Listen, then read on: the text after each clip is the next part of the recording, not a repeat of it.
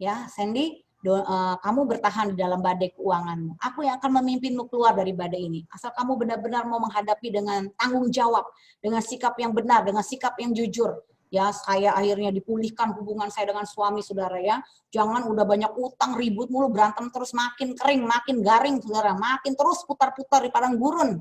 Ya, saya bertobat, saya minta maaf kepada suami, saya mempengaruhi dia untuk bisnis.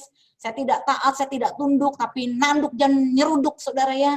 Akhirnya hancur semuanya, saya merendahkan hati, saya minta maaf. Ya, saya mulai hidup baru, benar-benar buka lembaran yang baru, saya kembali melayani Tuhan dengan sepenuh hati, saudara ya. Dan saya mulai melihat apa yang sudah Tuhan rencanakan dalam hidup kita, dan Tuhan bilang begini, nanti setelah kamu keluar dari masalah ini, kamu akan menolong banyak orang-orang untuk juga keluar dari masalah keuangan mereka. Dan hari ini visi itu digenapi, saudara ya. Lewat mentoring kami mementor ya orang-orang yang punya kasus hutang dari berbagai kota, dan hari ini sudah ada 3 angkatan saudara yang lulus, dan mereka boleh ya satu persatu mulai keluar dari masalah-masalah hutang mereka. Luar biasa, saudara. Jadi apa tandanya saudara mencintai diri sendiri? Kita mencintai diri sendiri menjadi hamba uang. Yang pertama, ketika kita tidak dapat mencukupkan diri. Ya, nah yang kedua, kapan kita mencintai diri sendiri dan menjadi hamba uang? Ayo, Bapak Ibu, kapan? Ya, Bapak Ari, kapan Pak? Ada jawaban lain nggak Pak Ari? Silakan Pak Ari. Kapan Pak kita mencintai diri sendiri dan menjadi hamba uang? Yang pertama, saat tidak bisa mencukupkan diri. Ayo Pak Ari, buka mute-nya. Bisa? Bapak Ludi deh, Bapak Ludi. Gimana Pak Ludi? Kapan Pak? Ya, pada saat kita menjadi serakah kepada untuk apa kita memiliki uang. Okay. Jadi kalau kita serakah akan jadi mencintai diri sendiri dan mencintai hamba uang. Yes, terima kasih ya Pak Ludi ya. Ya, kapan kita mencintai diri sendiri dan menjadi hamba uang? Yang pertama tadi saat kita tidak bisa mencukupkan diri ya. Yang kedua, saat tidak punya uang. Nah, di sini kelihatan ya bagaimana respon hati kita.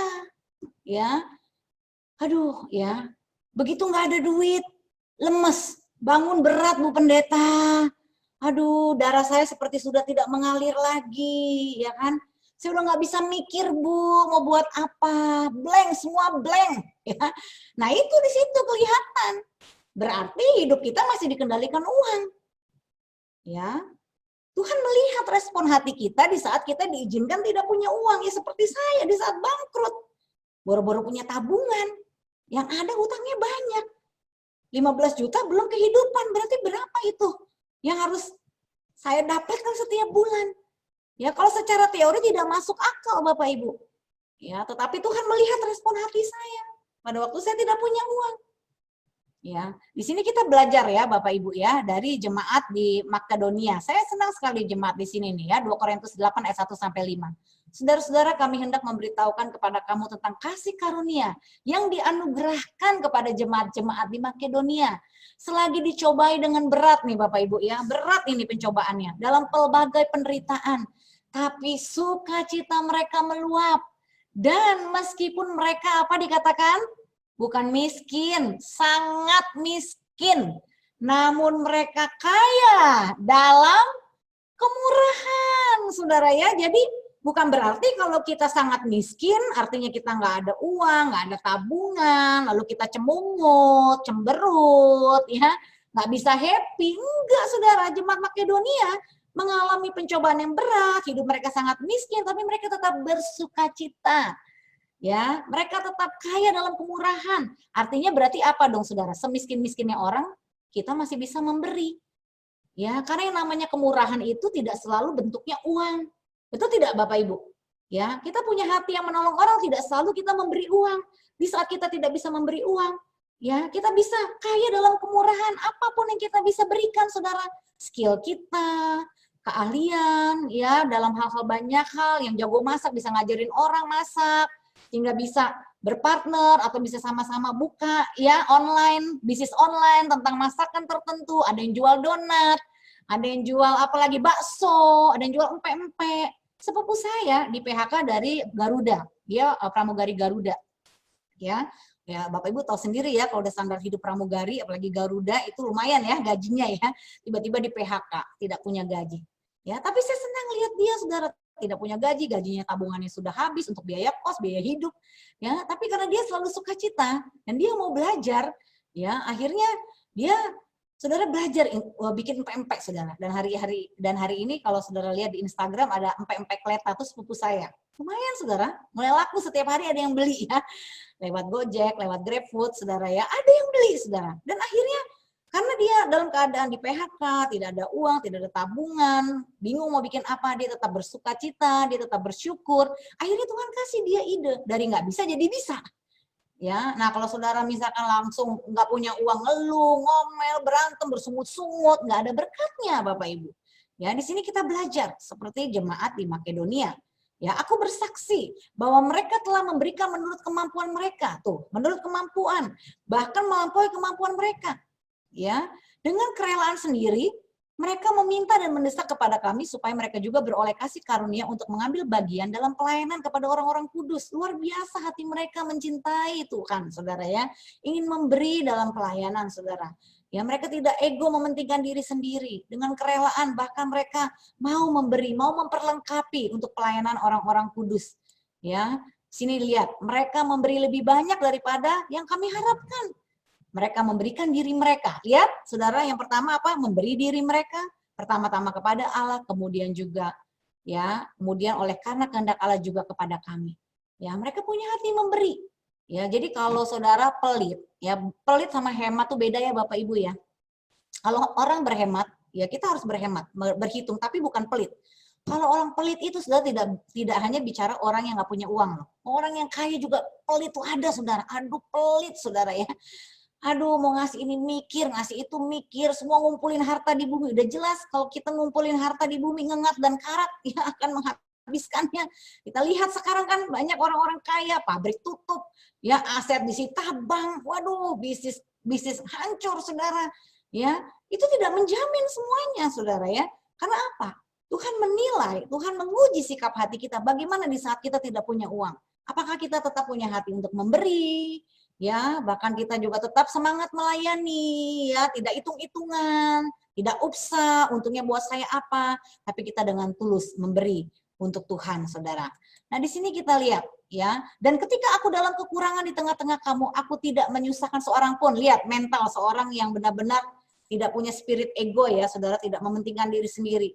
Dia tidak pernah menyusahkan seorang pun, ya. Jangan hidup kita jadi benalu buat orang lain, Bapak Ibu. Ya, jangan mental kita tuh digigit minta. Nih, Bapak Ibu berdoa, Tuhan terima kasih buat karya Tuhan yang ajaib, Tuhan mencukupi, Tuhan gembala yang baik, Tuhan menyertai hidupku. Puji Tuhan, Tuhan aku dapat melewati hari-hariku setiap hari bersamamu, kesusahan sehari, biarlah untuk sehari aku bersyukur, aku bersukacita, haleluya, amin. Begitu amin mikir, gue ke pegadaian mana ya? Nah, orang Kristen tuh banyaknya suka kayak gitu. Mentalnya itu apa ya? Dia nggak percaya 100% sebenarnya sama pemeliharaan Tuhan. Ya dikit-dikit itu pikirannya, gue mesti hubungin siapa ya?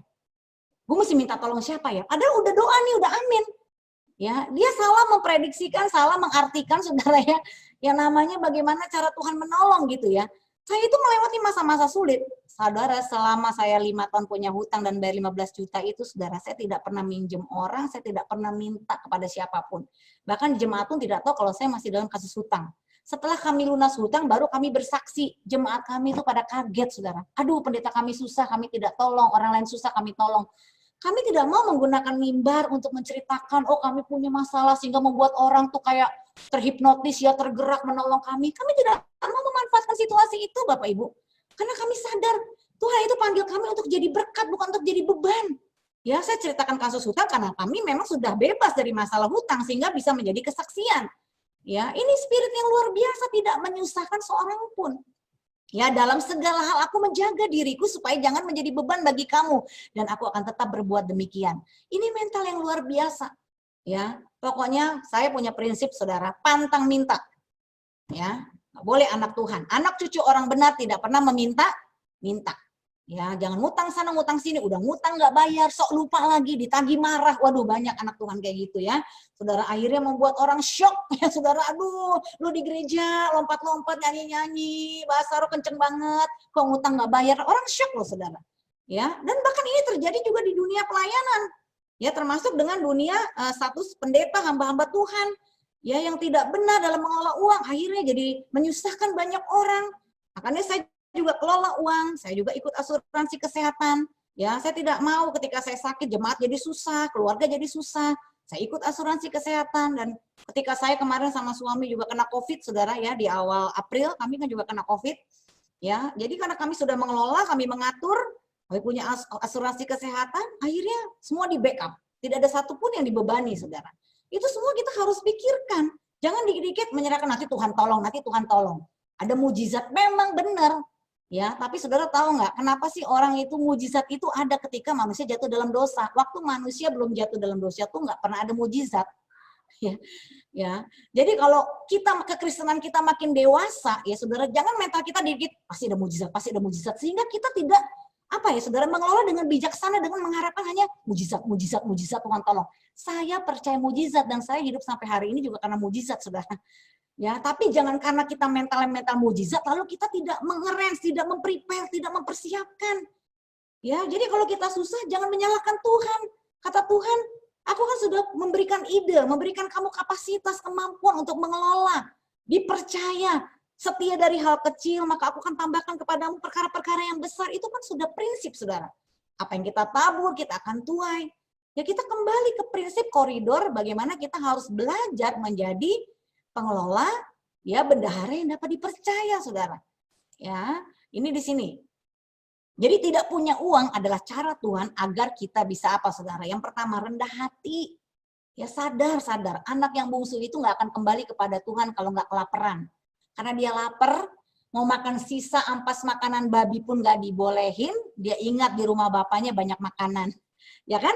Nah, jadi masa yang sulit, ya, tidak punya uang, tidak punya bisnis, pekerjaan di PHK, itu cara yang luar biasa membuat kita rendah hati. Hidup bergantung Tuhan. Lalu kita sadar dan bertobat.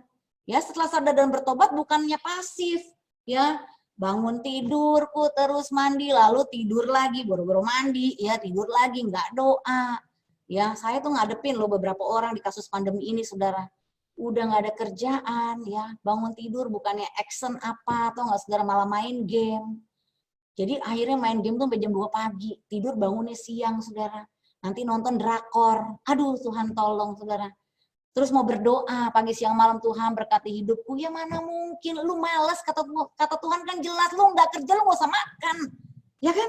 Jangan udah dikit-dikit nanti susah, gimana Tuhan, pertolongan Tuhan mana nih, pertolongan Tuhan, loh apa yang kita buat, Tuhan juga ajar kita berhikmat, ya.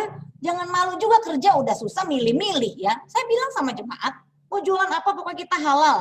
Ya, kembangkan kreativitas. Ada yang jual es mambo lah, ada yang jual apa segala macam, ya, kue-kue. Ibu-ibu mulai aktif jualan kue, ya. Walaupun nggak bisa bikin, dia cari produk dari tempat lain, dia bantu jual, dapat untung satu produk 5.000 dijalanin.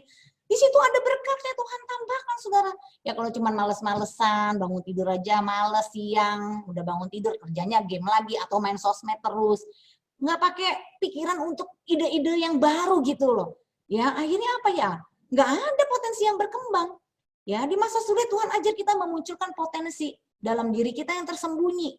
Bahwa Tuhan itu sudah memberikan kecukupan untuk hidup kita, saudara, itu di dalam diri kita. Setiap kita masing-masing punya minimum satu potensi yang bisa kembangkan, ya, yang bisa kita berikan untuk Tuhan. Waktu saya salah satu cara, ya, saudara, bebas hutang waktu itu karena memang akhirnya saya kembali ke panggilan. Saya belajar dari suami saya. Suami saya tekun, saudara, nggak ada tuh males-malesan. Pagi bangun, lari pagi, jalan pagi, ya, memuji Tuhan, ya, walaupun nggak ada kerjaan. Akhirnya Tuhan mulai buka jalan. Disuruhlah jadi staf administrasi di sebuah pelayanan pria sejati waktu itu, saudara. Dengan gaji waktu itu, saudara, hanya 1,5 juta, saudara. Waktu itu rumah saya di Jati Bening, saya numpang orang tua saya, kantornya di mana Kelapa Gading. 1,5 juta itu udah habis buat bensin dan tol doang.